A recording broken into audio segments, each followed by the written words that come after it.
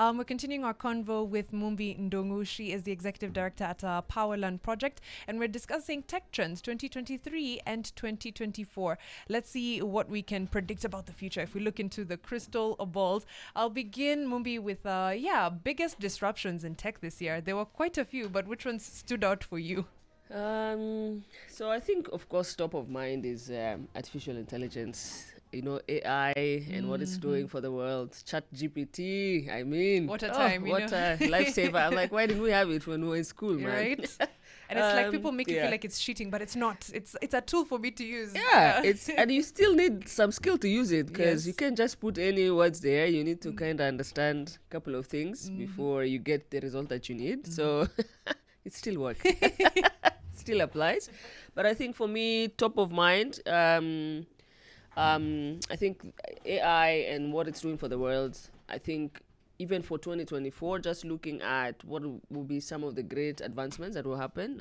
Also, Google launched their own AI Gemini just recently.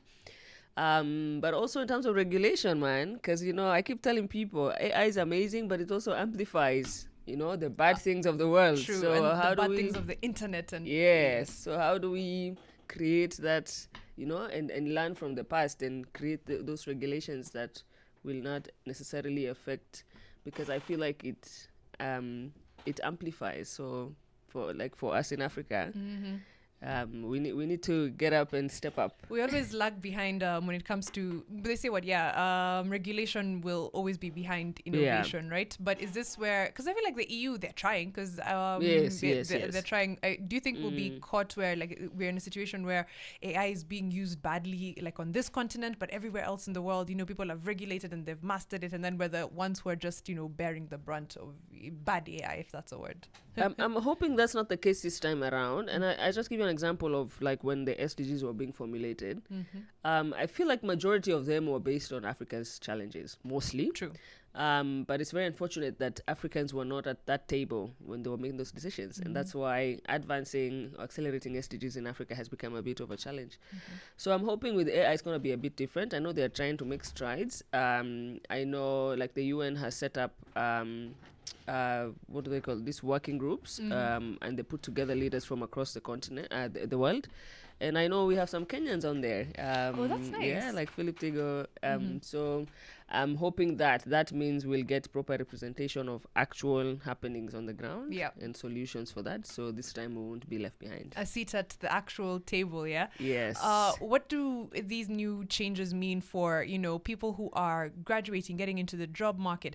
A new cohort that's coming into Powerland when they're trying to make themselves, market ready.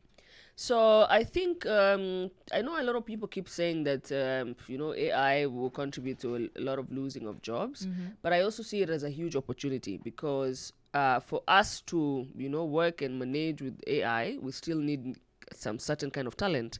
So I think it's up to people now to see where are the gaps and how do I get into that space as soon as possible, so I don't become redundant. True. So and this goes out to a lot of people, especially like in your space, in advertising, in communications, marketing. I think those are going to be some of the most adversely affected by AI. So just seeing what are some of the trends that are happening, how do you adapt as fast as possible so that you don't lose business, you don't lose opportunities for work.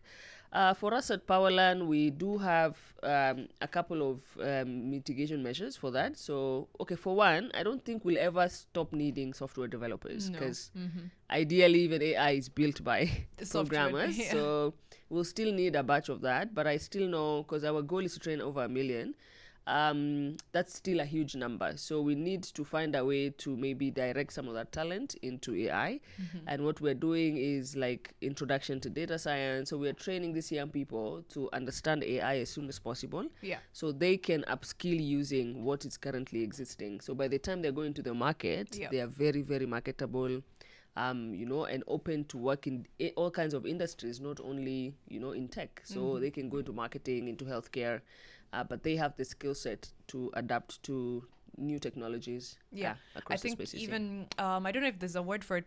I'm sure there is actually in your field, but mitigating AI. I don't know. Teaching it not to be biased, and I feel like that's a whole other field on its own, right? That requires experts and people. Yes. Are there any other trends that you've seen this year that because AI blew our minds? But is there anything else that you were like, hey, this is it's not being talked about enough, but it's because maybe there's a lot going on? So I think what I've seen from our end is also a huge element of the innovation space. What I mean is like the startup ecosystem, and generally might not be the most. I think for me it's a pressing concern, but I think it's also a trend that we need to watch out for 2024, which is around some of the biggest startups in Africa closing shop over in such a short time.